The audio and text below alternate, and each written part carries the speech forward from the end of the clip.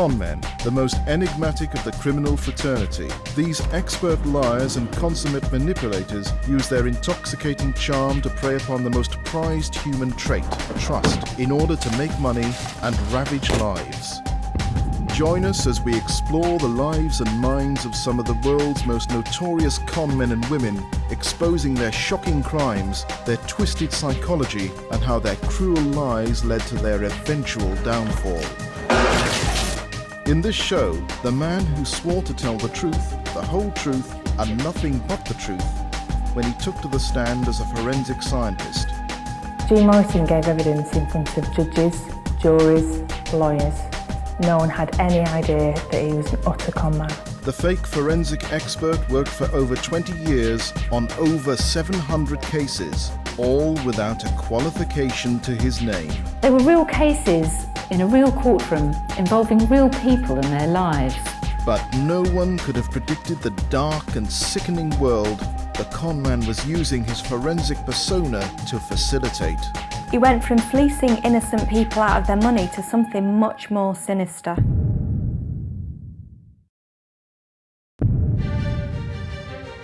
In 1997, Donald Pritchard launched his own audio forensic company.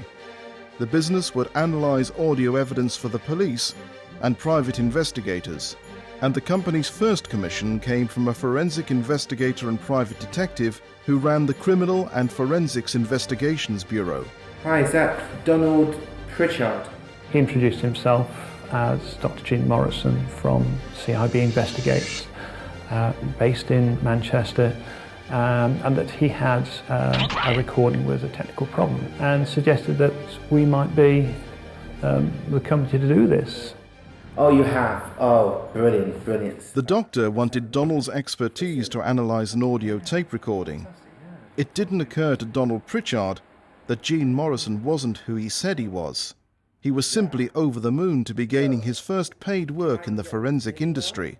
It was 10 hours work at £25 an hour, so the bill would be £250. Was that acceptable? And that was a yes. And in the fullness of time, we got a cheque for £250 that went into our company's bank account. The fact that he comes across as this genuine, sincere person automatically puts you at ease. And he obviously played on that. Although Donald had landed his first job for his fledgling company, he could never have imagined that the man he was working for was not a doctor. Gene Morrison, or Dr. Gene Morrison PhD, as he liked to be called, was a complete and utter con man who convinced everyone around him for more than 20 years that he was an expert in a whole string of forensic techniques and a private detective. The reality was he had no qualifications at all. Donald never considered that the man he was working for was an utter charlatan. He also didn't know that Gene Morrison earned up to 10 times the amount he paid experts like him by passing their work off as his own. What he would do in some of the cases would be to hire in a genuine expert, like for instance Donald Pritchard, pay him a nominal fee, then significantly inflate the bill and pass that on to the customer, thereby making him a huge profit.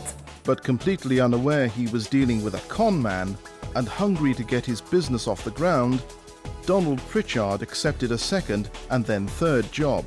And with that third job came the opportunity to finally meet the mysterious Dr. Morrison. And he asked for the material to be returned on a Sunday evening, as he needed it urgently for Monday for a court appearance. And I in fact drove up to Manchester to Sale with the processed material to give personally to Gene. The venue for the meeting was a car park in Sale near Manchester. Meeting in a car park at night, in the dark, handing over a package. It's almost like a scene from a film noir. He had a lady passenger in the car with him, and he came across. I got ahead of my car. We shook hands. Not a lot was said, apart from thank you very much. I'll be in touch. All right then. Thank you. Thank you very much. Dr. Gene Morrison was clearly living out his CSI fantasies. He chose a location straight from a spy film under the cover of darkness. So clearly he was enjoying the dramatic elements of his role. It was only after the third job had been delivered their business relationship with Gene Morrison began to falter. Sadly, we didn't get paid for job number 3, and we waited for 12 months, 18 months, and took a decision collectively that we would write off that debt. So one of the questions that you deal with conmen is, how come the mark never rats on it, never goes to the police? Why doesn't the mark ever sing? And the reason is because of what's technically known as the part of the con which is called the blow-off. And he either does it so the mark doesn't know he's been conned, or more often he relies on some aspects of just ordinary everyday psychology. Generally, marks, especially if it's a relatively modest sum of money they're talking about, is they will write it off to experience. Because they often don't see the bigger picture, the mark. They're only just thinking about themselves. They've lost a little bit of money, they feel a bit rubbish, but on the whole, just write it off to experience. We're older and wiser, we move on. And they don't think about this guy going on to con other people. They don't think they might be part of a pattern, so they don't think about reporting it. Donald Pritchard, like many of the people Gene Morrison duped, had no idea that the fake forensics pattern was actually taking their work and passing it off as his own. But making huge and dishonest profits wasn't illegal. However, what Gene Morrison did with that work was illegal. Gene Morrison astonishingly used the work he commissioned real scientists to do for him to work his way onto expert witness lists in courts across the land. He's committing perjury, and not only that, a judge or a jury who believe him to be legitimate could pronounce somebody either guilty or not guilty based on his bogus testimony. With his name on those expert witness lists, Dr. Gene Morrison had carte blanche to play fast and loose with the British justice system and make hundreds of thousands of pounds along the way. We're talking about cases of rape, unexplained death, robbery, and he was treating all of this as though it was some sort of game of make-believe. But this game of make-believe masked a dark and evil secret that no one could have imagined the conman was hiding. I swear to tell the truth. For over 20 years, Gene Morrison conned the British justice system into believing he was an expert witness. Gene Morrison presented himself to the world as Dr. Gene Morrison, PhD, BSc. He told everyone that he had secured this degree at the Rocheville University in America. That doesn't exist as an institution. He actually bought a certificate on the web. And Gene Morrison's background was far from the persona of a studious academic. He was born into a Jamaican family and moved to the UK when he was just 5 years old. He went to school in Manchester, but Gene Morrison did not distinguish himself academically and did not go on to higher education.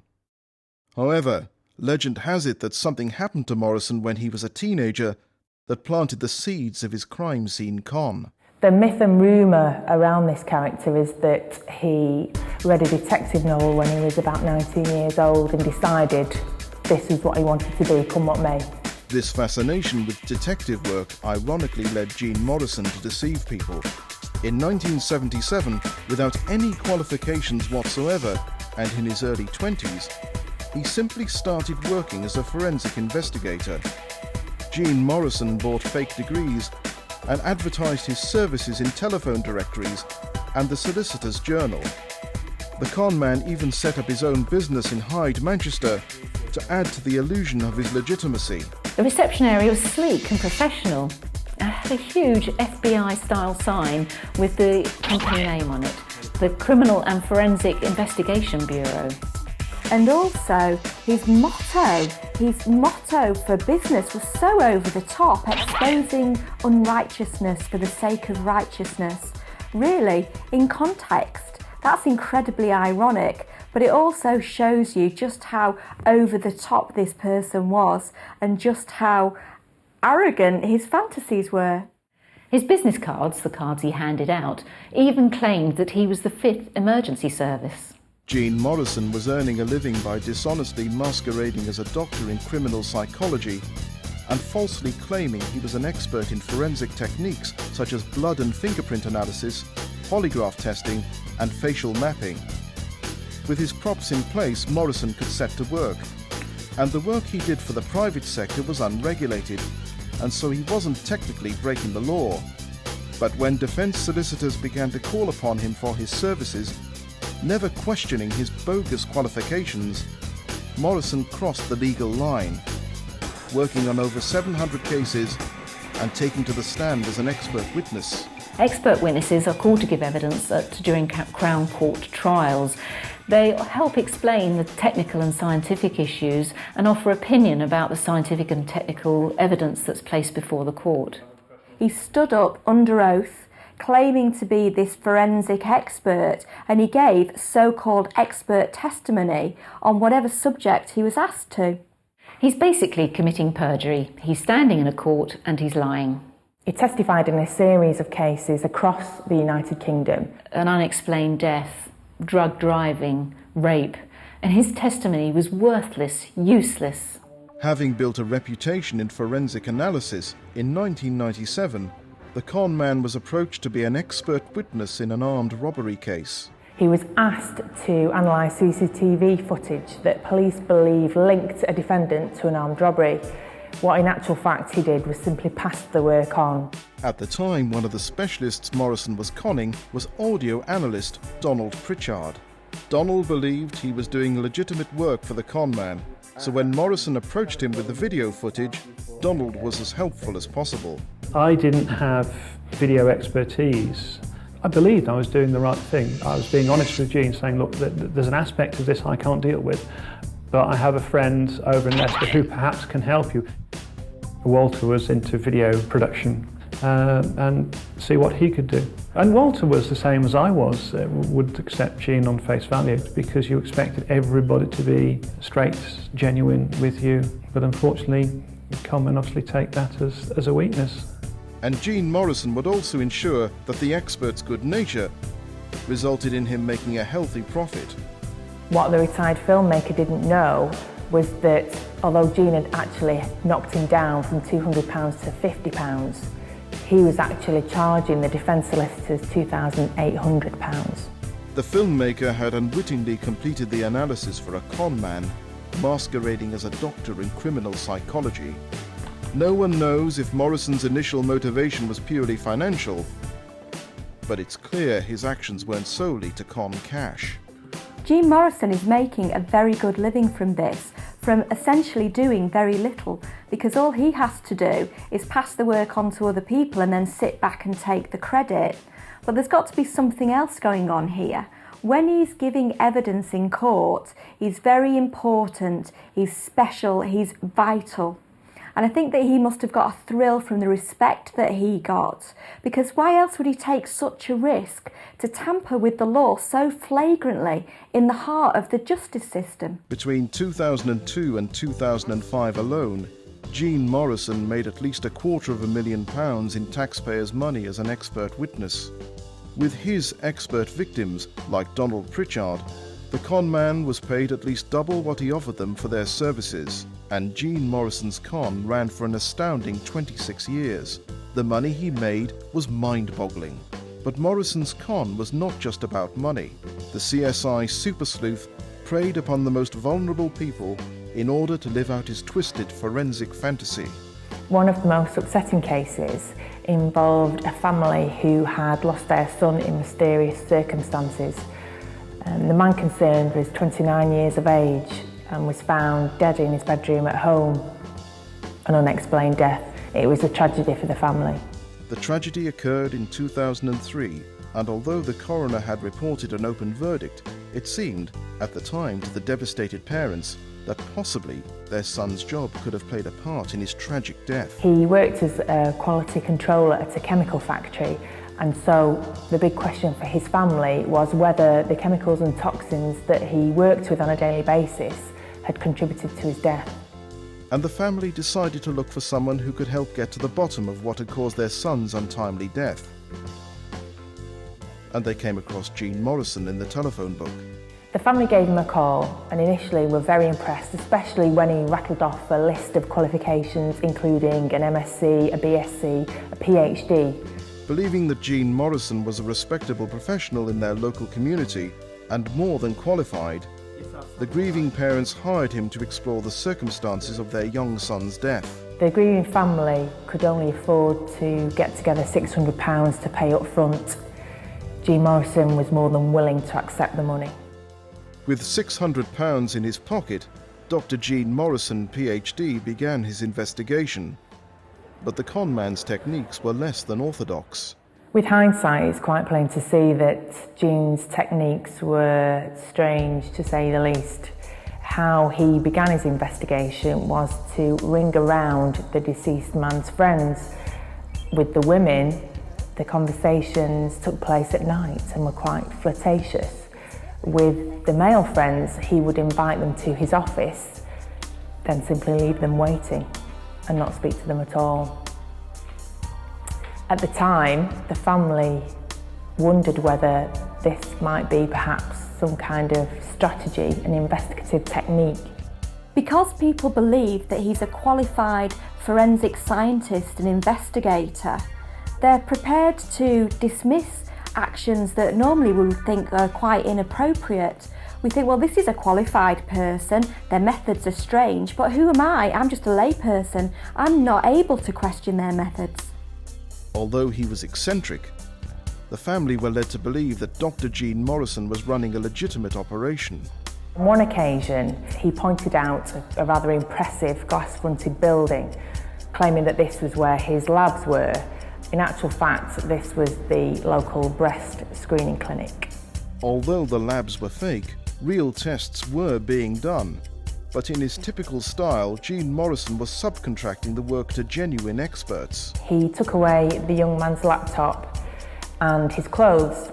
His clothes were sent to a genuine toxicologist for analysis, and he asked a genuine and qualified computer expert to go through the laptop to see if there were any clues as to what may have happened in the run-up to his death.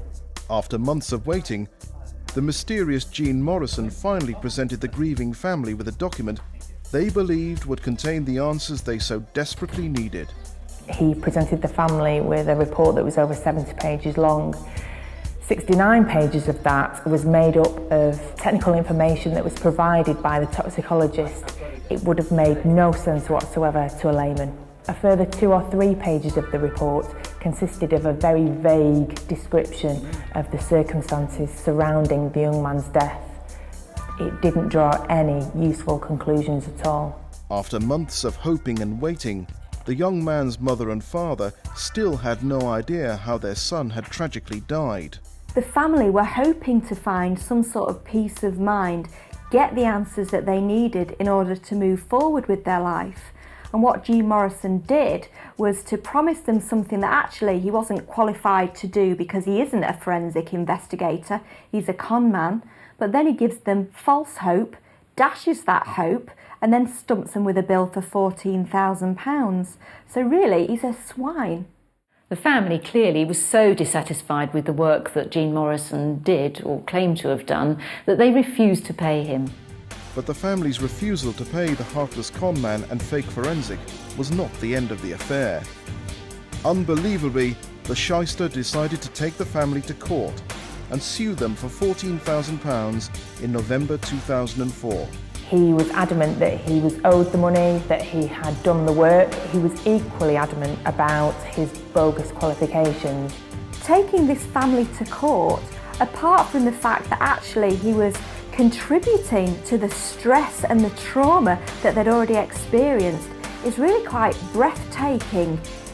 In the arrogance of it, the fact that he's willing to be more exposed and risk his whole con unraveling is mystifying.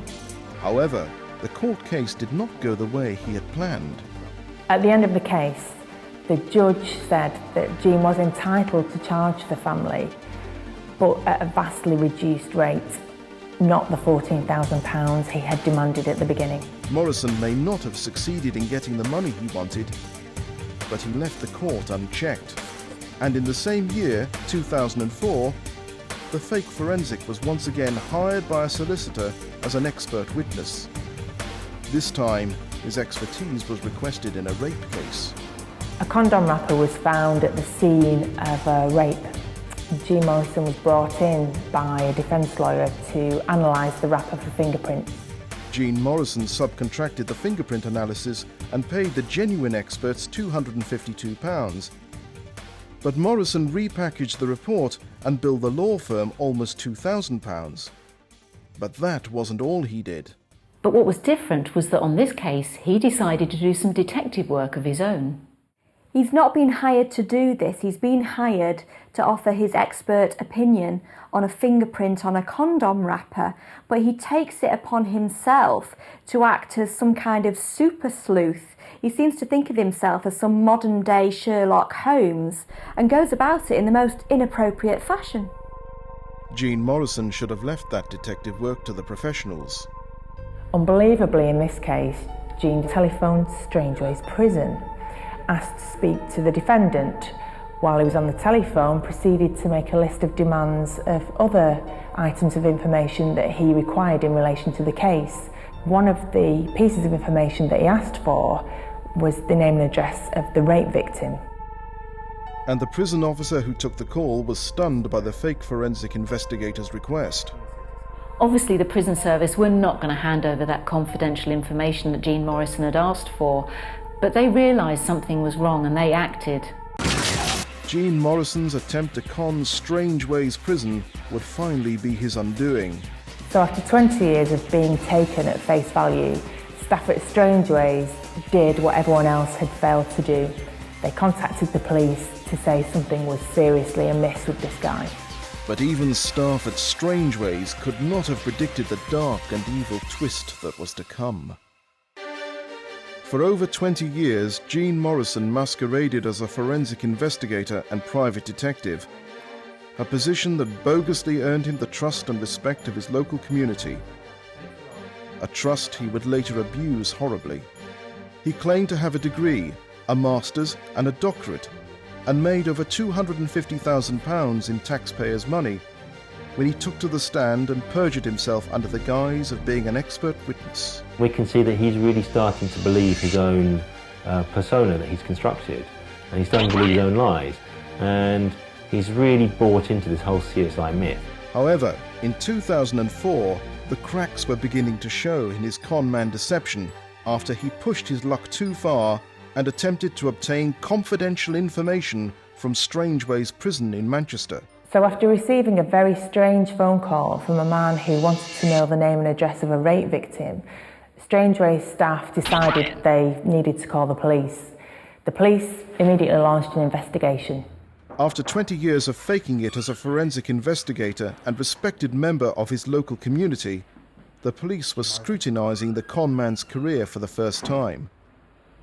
In January 2005, they obtained a warrant to search his home and office. The police found piles of videos of the American TV series CSI, so it's very worrying to think that actually this was his source of research and information.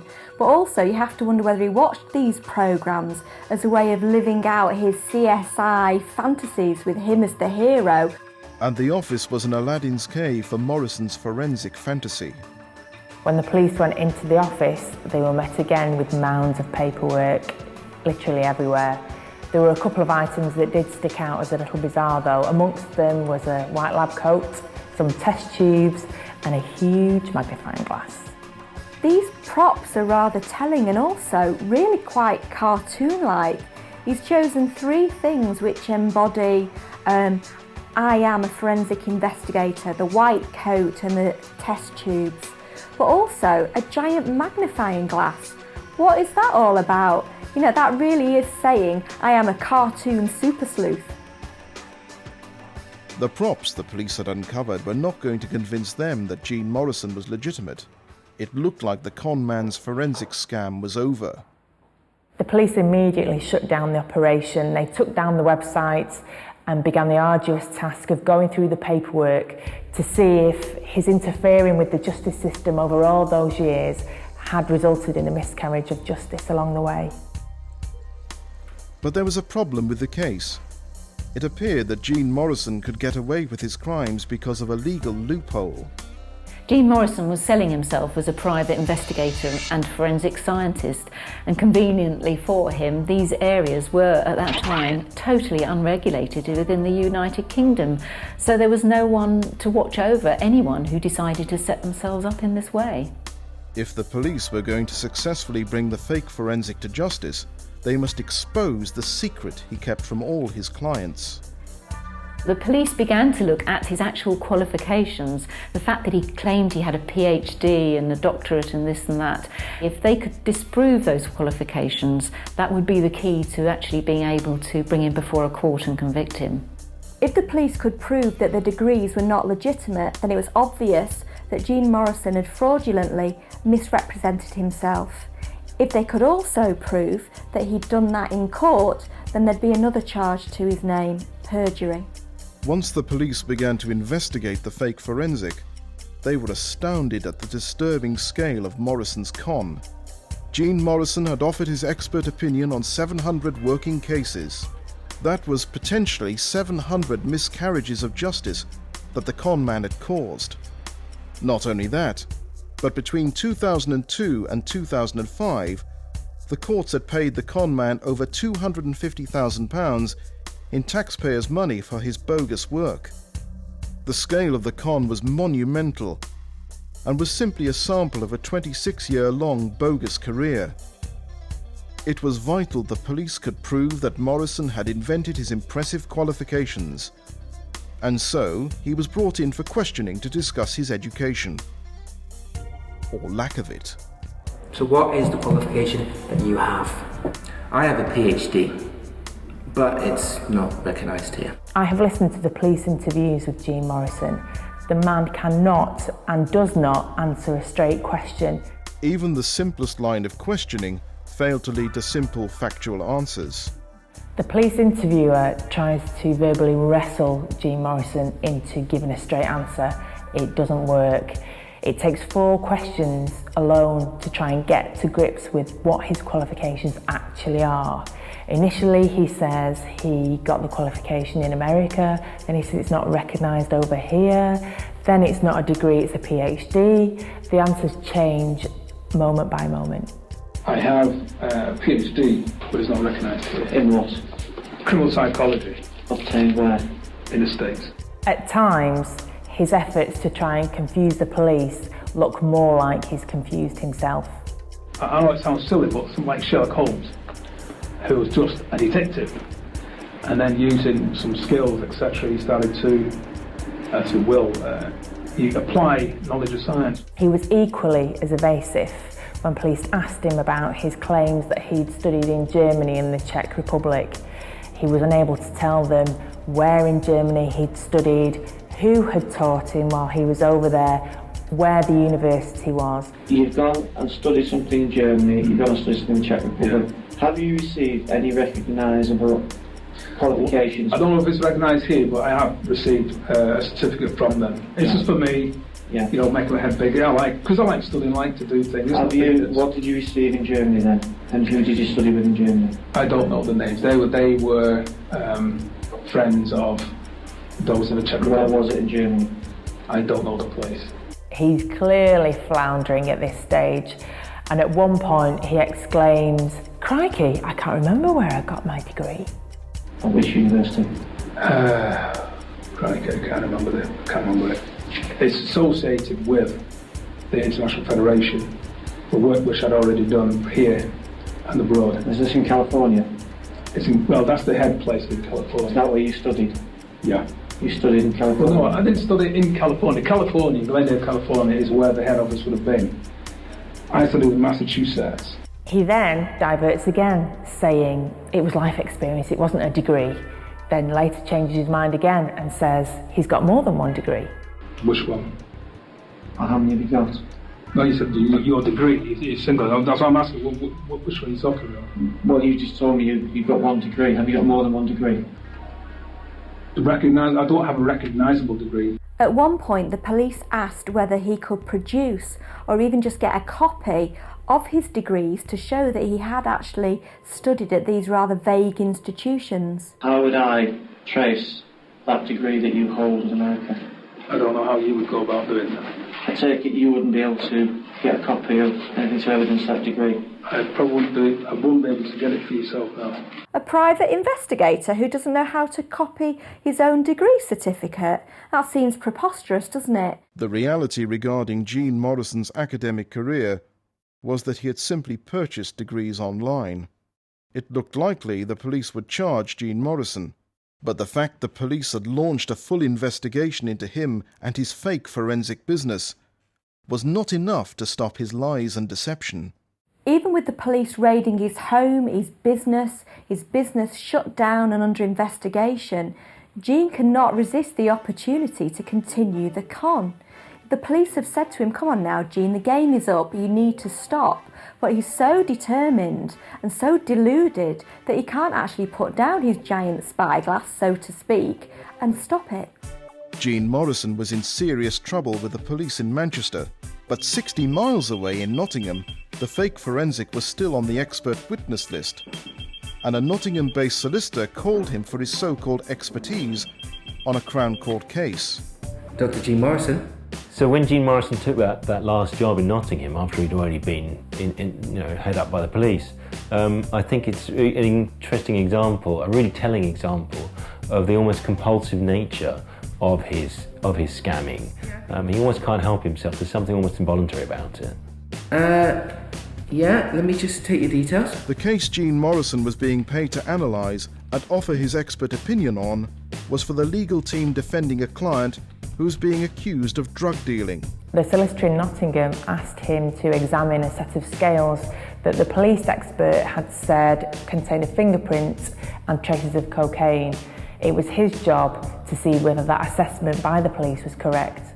The aim presumably was for Gene Morrison, an expert as far as they were concerned, was to call into question whether or not those fingerprints were of the accused. Despite the Manchester police closing in and building a case to formally charge Gene Morrison, the fake forensic simply continued business as usual. True to form, as he had done on previous cases, Gene Morrison decided to bring in a real expert to look at the fingerprints. However, when it came to the drugs residue, he decided to write that report himself. The report contained some very glaring errors, not least numerous spelling mistakes. He'd even missed the E off the end of cocaine. While in Nottingham, Morrison arranged to meet with Adam Booker, the forensic chemist who had written the report for the police regarding the scales under scrutiny. When I first saw Gene Morrison in the reception of the building I work in, he was wearing a high visibility yellow jacket, and across the back it said forensic investigator, which I thought was bizarre and very odd, but it could just be that he was quite eccentric. That was my first thought. And Dr. Morrison was not alone when he came to the lab. We had quite a young, probably late teenage girl with him accompanying him to the visit, which is, again, just very, very odd. Normally these people will work alone and certainly not bring along a girlfriend. And for the entire time that he was there, she was texting on a mobile phone and constantly asking him when they were going to leave, complaining about how long they'd been there, and he was quite dismissive of her, telling him to be quiet and sort of wait for him to finish working. How much longer? Not much longer, all right? Not much longer. And the doctor's behaviour in the lab was utterly bizarre. Although he talked about his qualifications and experience as a chemist, at one point I looked over and he'd taken one of the results out of the file, which was one of the analytical results, the chromatograms, and he was looking at it upside down. So he was holding the piece of paper upside down and sort of nodding at it, looking like he was reading it when he clearly didn't know what it was. The fact that Adam Booker knew that Dr. Gene Morrison was an expert witness hired by the defence team lessened his suspicions. I was not thinking that he was some sort of fraudster or con man, because it's not something that you expect in everyday life. You expect that maybe he's stepping outside of his main area of expertise and trying to get work in areas that he doesn't really know too much about. But at the time it wasn't something that crossed my mind that he was a complete fraud. However, Adam Booker soon learned the truth that Dr. Morrison was in fact a complete fraud. Right, when did this happen? It was only a few days after Gene Morrison's visit to the lab that I got a phone call at work from a police officer who's investigating Gene Morrison for being a fraudster. It then sort of clicked into place that he was looking at the instrumental readout upside down. He was asking naive questions, the way that he was dressed, the fact that he brought his young girlfriend with him. They were all things that were odd, and this sort of confirmed they were unusual things, but I was still quite surprised that he was being investigated for being a complete fraud. I don't ever expect somebody to be a complete con. The Manchester police had exposed that Gene Morrison was a liar, and he was dropped from the case. After 26 years, the game was up for the fake forensic. He was charged and a court date was set, but with the wealth of evidence that the police had gathered, it seemed like the trial would be just a formality. The law had finally caught up with the con man, and in September 2006, Gene Morrison once again found himself taking the stand in court. Only this time, he was the accused. I've been a journalist now for more than 10 years, and a big proportion of my career to date was spent as a crime reporter. So I've attended quite a few court cases. This one at Manchester Crown Court tops the lot. It was the most bizarre court case I've ever attended. Gene Morrison did not wear his luminous forensic investigator jacket, but he did make quite an impression. At the trial, when he was called to give evidence, it seemed that he quite enjoyed the experience. He wore half-moon glasses and took his time poring over the documents. He seemed to really enjoy the attention. My main memory of being there was quite an odd atmosphere. There was an awful lot of talking and laughing going on in the courtroom, and Gene Morrison himself was sat off at the back in the dock. He was very smartly dressed in a three-piece suit. He had a little pair of half-moon glasses perched on the end of his nose. He was surrounded by box files, and all the way through my evidence, and I'm sure he was all the way through the trial, he had a file open in front of him. He was making a lot of notes and talking to himself and others around him over the course of the trial. It was a very unusual experience. It's almost like he's played the part as the CSI super sleuth, and now he's this legal eagle. He even went to the extent of trying to insist that people address him in court as Dr. Morrison, even though it was blatantly a fiction. He's as much a doctor as I am. And the strangeness continued when Gene Morrison took to the stand. At times, the jury were just in hysterics. It was farcical. At one stage, he adopted an American accent. It just emerged out of nowhere. It was very, very strange. And when he was asked why this change of accent all the time, he said it was something that he did.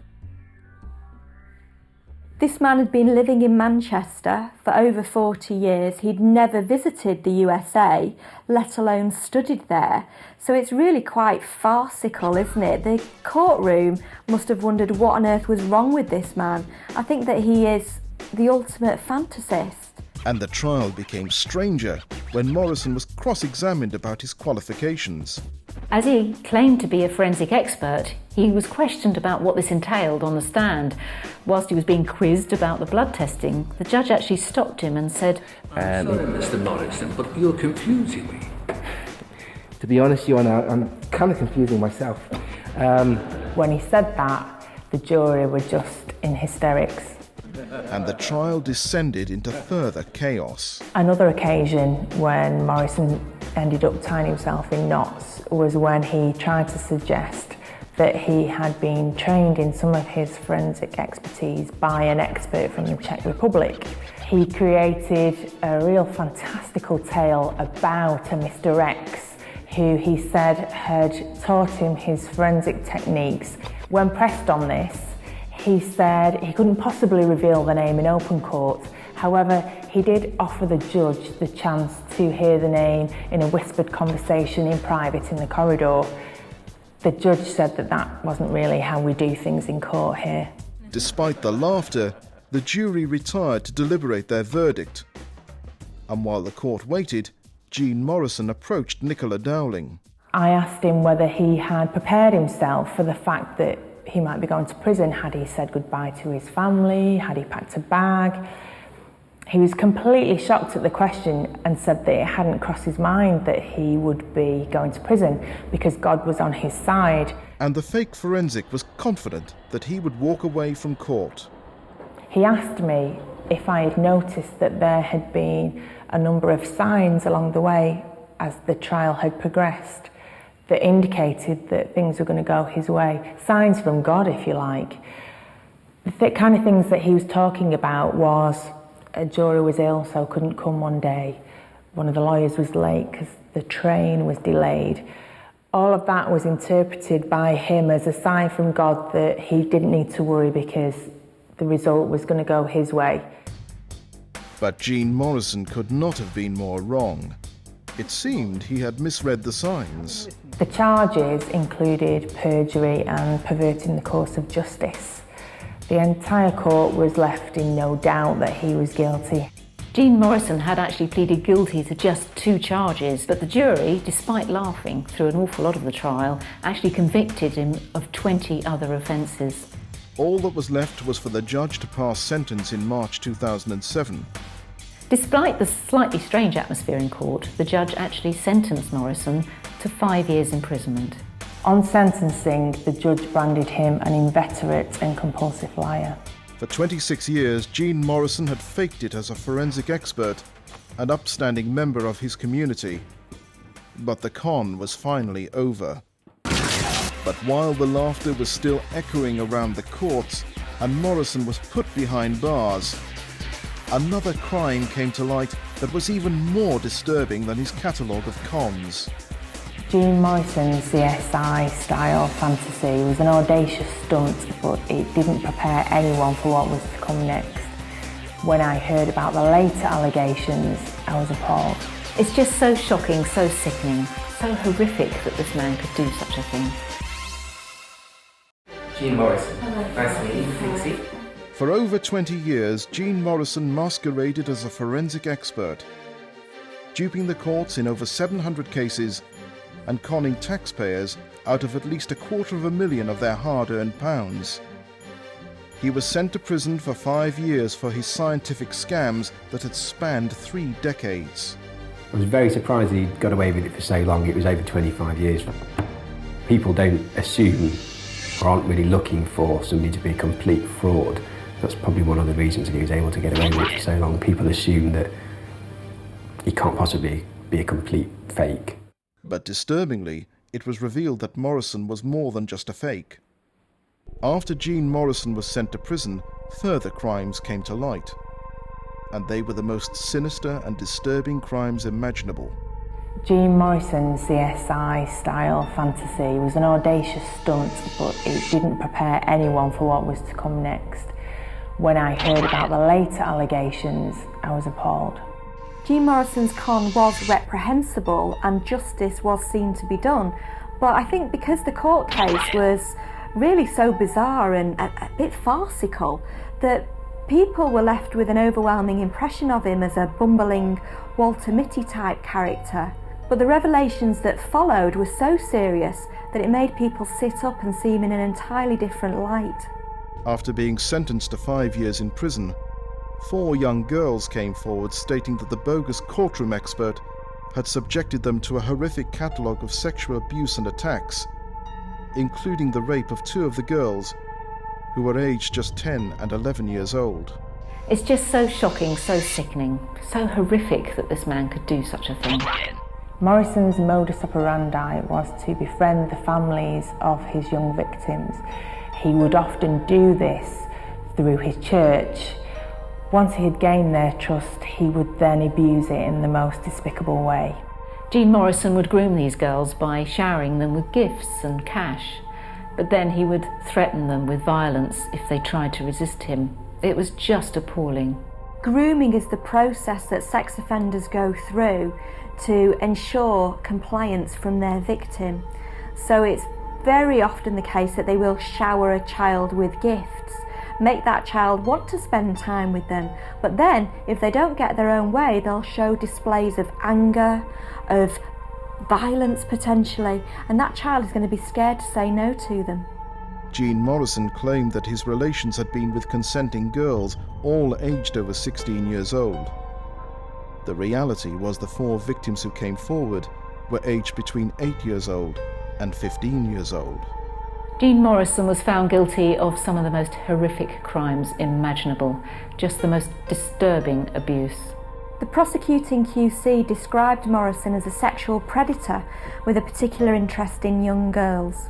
The jury found him guilty of 11 counts of sexual abuse against young children. In December 2009, Gene Morrison was given an indeterminate sentence for the public's protection, but he will serve at least 7.5 years before parole. He will only be released if the probation service deem it safe to do so, and will remain on the sex offenders register for life. The upsetting and disturbing court case revealed how important Gene Morrison's CSI con was. He used the status of his forensic investigator persona to ruthlessly abuse the innocent. This bogus act as a forensic investigator and private detective actually gave Gene Morrison a status within society that people respected and gave him confidence. Unfortunately, that respect and confidence was used in order to ingratiate himself and abuse children. It's not uncommon to find somebody who is both a con man and a sex offender, because typically these people have very psychopathic traits and they're very versatile and they will commit all kinds of different offences. To be a con man and also to be a sex offender, you've got to be somebody who's got no empathy for other people's experiences. And also, fantasy plays a huge role in both of those types of offences. Watching the trial, you watch this bumbling, Walter-Mitty, almost affable character that the jury even clearly thought was amusing on occasions. But that belies the fact that underneath there was this appalling monster who saw nothing wrong in abusing children in the most horrific way.